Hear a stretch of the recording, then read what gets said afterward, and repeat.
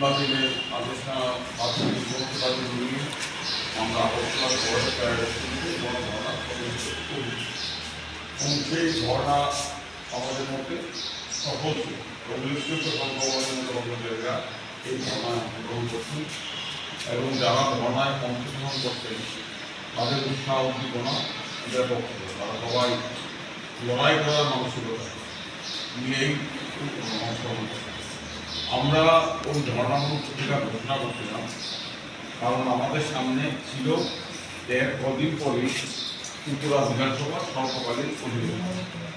আমরা উল্লেখ করছিলাম যে আমরা এই ধর্ণামূলক পত্রিকা সিদ্ধান্ত অনুসারে আমাদের সংগঠনের তরফ থেকে ত্রিপুরার ৬০ জন বিধানসভার নির্বাচিত বিধায়ক যারা নিজেদের জনপ্রতিনিধি হিসেবে দাবি করে তাদের কাছে আমরা একটা খোলা চিঠি প্রেরণ করি।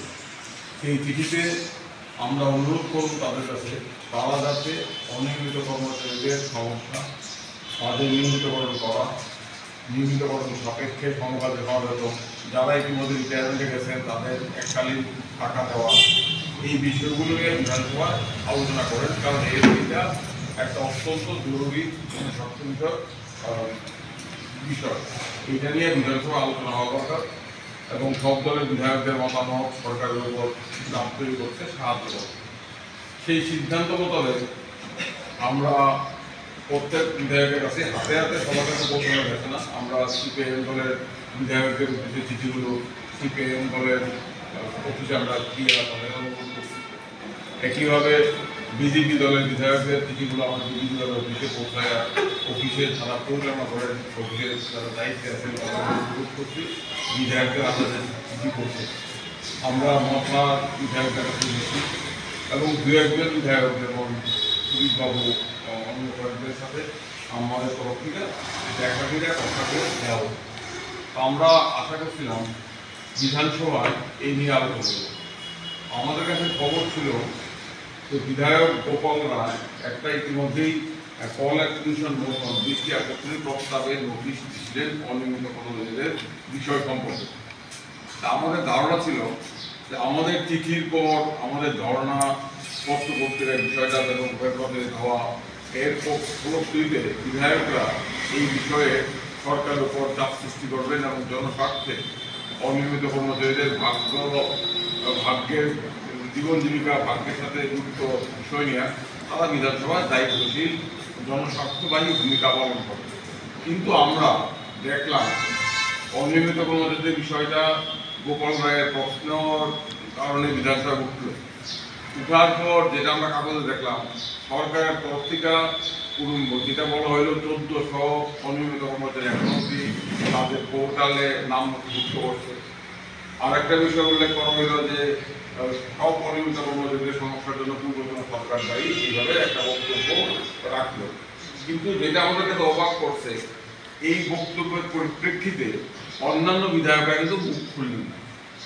আমাদের আশা ছিল উচিত ছিল তাদের মুখ খোলা যে বামফ্রন্ট সরকার এই অনিয়মিত কর্মচারীদের দায়ী, ইংরেজি তরফে খাতিরও দিলে অনিয়মিত কর্মচারী বামফ্রন্ট আমরা চালু ছিল, তারপরও নিযুক্ত ছিল, তারপরেও তো বামফ্রন্ট একটা অনিয়মিত কর্মচারীর জন্য স্কিম তৈরি করছিল।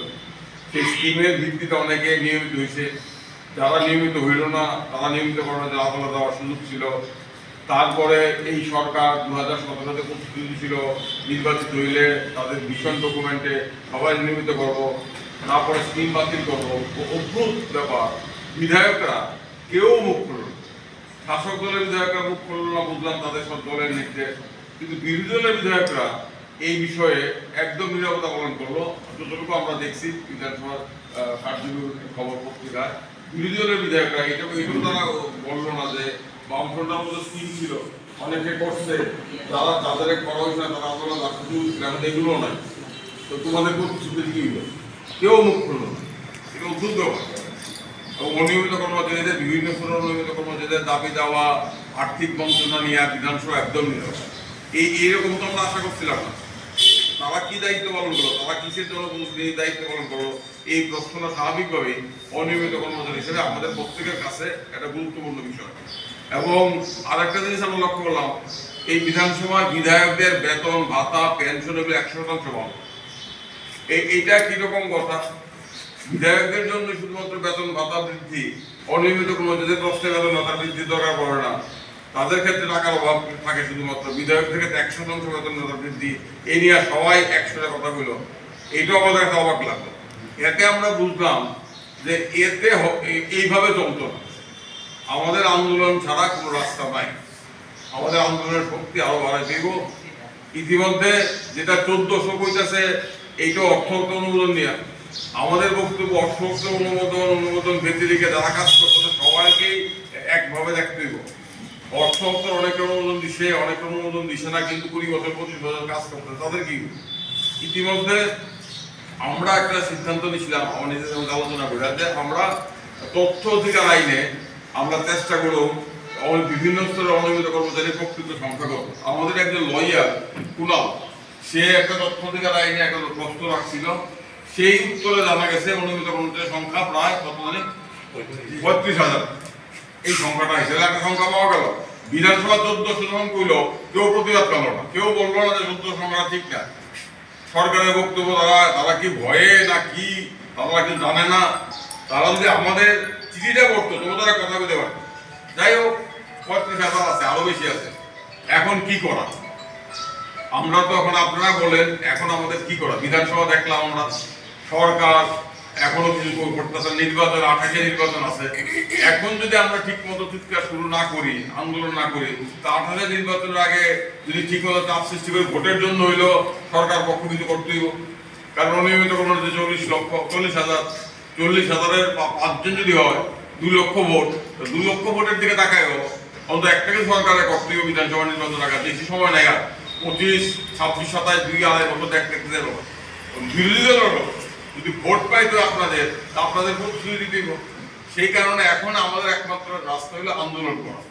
তো আমরা ধর্ণা করছি, আমরা বিধায়কের চিঠি দিছি, আমরা এরপর আমাদের কি করা?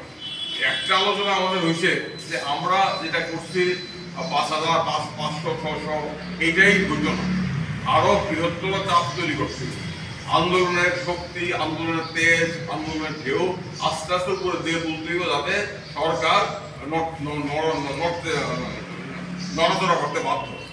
তার জন্যই আমাদের এই আজকের এই সভা। আমরা সবাই ডাকছি না, কারণ আসা যাওয়ার অনেক খরচ আছে। আপনাদের প্রত্যেকের আসা যাওয়ার 200, 250, 300 টাকা। আমরা এই চাপটা তৈরি করতে চাইছি না, কারণ আমরা খুশি প্রত্যেক মহকুমা কিংবা বিভাগ থেকে প্রতিনিধি স্থানীয় আছেন, যেখানে আমরা আলোচনা করে একটা সিদ্ধান্ত নিয়ে একটা কর্মসূচি গ্রহণ করুন এবং পরবর্তী সময় কর্মসূচি মোতাবেক করার মতো কর্মসূচি রূপায়ণ করার জন্য আমরা কাজ শুরু করে দেব। ইতিমধ্যে আমাদের একটা অফিস করার দরকার। এইখানে বাইরিয়া রাস্তার মুখে গেলে ডান দিকে এখানে দিগ্বিজয় ভবনের দোতলায় আমাদের একটা অফিস করে দেওয়া হয়েছে। ত্রিপুরা অনিয়মিত কর্মচারী মঞ্চ দেখবেন, এখানে আমরা সাইনবোর্ড ঠিক করছি। অফিস ঘরটা আমরা সংস্কার করুন, কিছু ঠিকঠাক করতে দিব। আমাদের একটা ঠিকানা হইল, এটা সবাই যদি মিটিং এর পর দেখা যাবে। অফিস ঘরটা ঠিকানা হইলো, এটা একটা জিনিস ছিল। আর বাকি যে জিনিসগুলো একটা আলোচনা যেটা হইতেছে, আমরা মার্চ মাসে একটা তারিখ ঠিক করে আমরা 5,000 অনিয়মিত কর্মচারী মিছিল সহ রাজ্য সচিবালয়ে একটা ডেপুটেশন দিতে চাই, যাতে সারা রাজ্যে আলোড়ন করে। এইটা আমরা করতে চাই। তার জন্য আজকের সভা। এটা করার জন্য আমাদের প্রস্তুতি দরকার, আলোচনা করে সিদ্ধান্ত নেওয়া দরকার। এটাই মূলত প্রস্তাব। আরেকটা প্রস্তাব আমরা আছে, আমরা একটা যেটা আমরা সিদ্ধান্ত নিয়েছিলাম, আমরা একটা লিস্ট তৈরি করছি। আমরা একটা লিস্ট তৈরি করে প্রায় 40,000 অনিয়মিত কর্মচারী, আপনারা যারা প্রত্যেক বিভাগে আছেন তারা প্রত্যেকেই আপনাদের বিভাগের সমস্ত অনিয়মিত কর্মচারীদের তালিকা তৈরি করে, নাম, ডেট অফ এনগেজমেন্ট, এগুলো তৈরি করে, কে ডিআরডব্লিউ, কে পিডিডব্লিউ, কে সিবিডব্লিউ, কে কন্টিনজেন্ট, কে পাম্প অপারেটর, এই সমস্ত তালিকা তৈরি করে, যাতে আমরা এই মার্চে যদি আমরা মিছিল করি, মার্চে যেটা আমরা সিদ্ধান্ত হচ্ছে না, যাতে আমরা এই মিছিলের পূর্বে সাংবাদিক সম্মেলন করে আমরা এই 35,000, 40,000 বিরাট আমরা জনসমক্ষে রাখতে পারি। এইটা হলো প্রকৃত তালিকা। এর পাশে আছে অর্থ দপ্তর থেকে আমরা আরটিআই দিতে পাইছি। তাহলে সরকার যে দেশে 1400 না, সংখ্যাটা বিশাল। এটা একটা মানুষ রাখতে পারো। আর আপনার এই আপনার বিধানসভা এটা আমরা আপাতত এই বিধানসভা অভিযান করলে যে সব হইব তা না, সচিবালয় অভিযান এটা করলে সব দাবি হয়ে জানেন যে এটা আমরা একটা চেতাবনী দিতে চাই যে দেহ আমরা 5,000 নিয়ে নামছি, মনে রাখতে হবে এর পেছনে কিন্তু একটা থাকতে পারে। এখন যখন দেখতে আছে যে স্বাভাবিকভাবে সরকারের বিরুদ্ধে এবং সাধারণ মানুষ, কারণ এর কোনো অনিয়মিত কর্মচারী আমাদের দাবি বিরোধিতা করতে পারতো না, তারা সবাই আমাদেরকে দুঃখ আমরা আশা করি। এখন অনেকে প্রমাদ গ্রন্থ আছে, আরে এত সব ওইদিকে যাবো সরকারের বিরুদ্ধে আন্দোলনে নামবো, আমরা বিড়াল তো বক্সি সাথে আমরা গেলেও আমরা সন্ন্যাসী দেখি, তারা গেলে সন্ন্যাসী আমরা সন্ন্যাসী দেখি, আমরা সন্ন্যাসী আলখাল্লা করে ডাক দিয়ে গেল। এতে করে কিছু বিভ্রান্তি সৃষ্টি করা, কিছু বিভেদ তৈরি করা, কিছু অনৈক্য তৈরি করা, কিছু সমস্যা তৈরি করার চেষ্টা হইব। সতর্ক থাকতে হইব। আমরা যদি এক থাকি, আমরা যদি আমাদের লক্ষ্য ঠিক থাকি, আমাদের পক্ষেই বিভেদ অনৈক্য সৃষ্টির চেষ্টাগুলো মোকাবেলা করা সম্ভব হইব। এটা বুঝতে হইব আমাদের ধরাধরা করার ফলে যারা এই আজকে আমাদের জন্য কথাবার্তা বলা শুরু করতে ভালো কথা বলবো, আমরা আজকে সিদ্ধান্ত নেবেন আপনারা মাঠ প্রধানরা করুন। এই কাজটা করার জন্য সংগ্রাম তহবিল দরকার। আমরা অনিয়মিত কর্মচারীদের অবস্থাটা আমরা বুঝি এবং এইটাও আমরা মনে করি অনিয়মিত কর্মচারীদের আন্দোলন সংগ্রাম এটা শুধুমাত্র অনিয়মিত কর্মচারীদের নিজস্ব বিষয় নয়। যে কোনো বিবেকবান মানুষ যাদের মানুষের অধিকারের প্রতি মর্যাদা শিকার হয়ে আছে, যার জন্য আজকে আমাদের এই করুণ অবস্থা। দিনের পর দিন আমাদের যারা 60 বছর উত্তীর্ণ হয়ে গেছে তারা বাড়ি চলে যাচ্ছে, কেউ বা চাকরিরত অবস্থা মারা যাচ্ছে, কিন্তু কেউ সরকারিভাবে কোনো আর্থিক ভাবে কোনো আমরা পাইনি, সুযোগ সুবিধা আর্থিক সুবিধা আমরা পাইনি, তাদেরকে দেওয়া হচ্ছে না। আজকে যে অবস্থা, আমরা প্রায় 25-30 বছর কেউ চাকরি করে, এখন আর হাতে গোনা কয়েক বছরের অপেক্ষায় হয়েছি আমরা চলে যাব। কিন্তু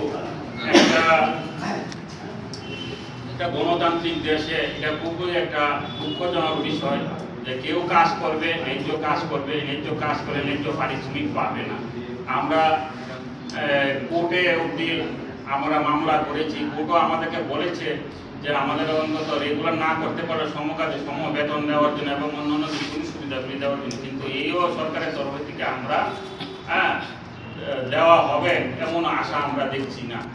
যাই হোক, এখন বাধ্য হয়ে আমরা রাস্তায় নামতে হচ্ছে। এখন ব্যাপার হচ্ছে কিন্তু আমাদের যে ক্ষুধা বেশি, আমাদের ক্ষুধায় যদি আমরা যদি এগিয়ে না আসি, আমাদের যে কর্মসূচি যদি আমরা যদি এগিয়ে না আসি, কারা আসবে? একটা শ্রেণীর লোক দূরে থাকে সরে, একটা অজুহাত করে, কেউ আসতে দেয় না, আটকে রাখে, অন্যান্য বিষয়ে তাদেরকে বই হুমকি টুমকি দেখে। আমাদের মধ্যে কর্মচারী যেটা এটা মুঠেও এটা কাম্য নয়। তা আমরা আশা করছি এই বিষয়গুলি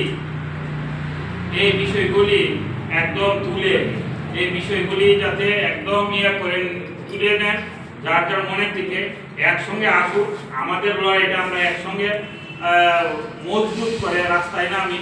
একটা যে আমাদের যে অধিকারগুলো আছে আমাদের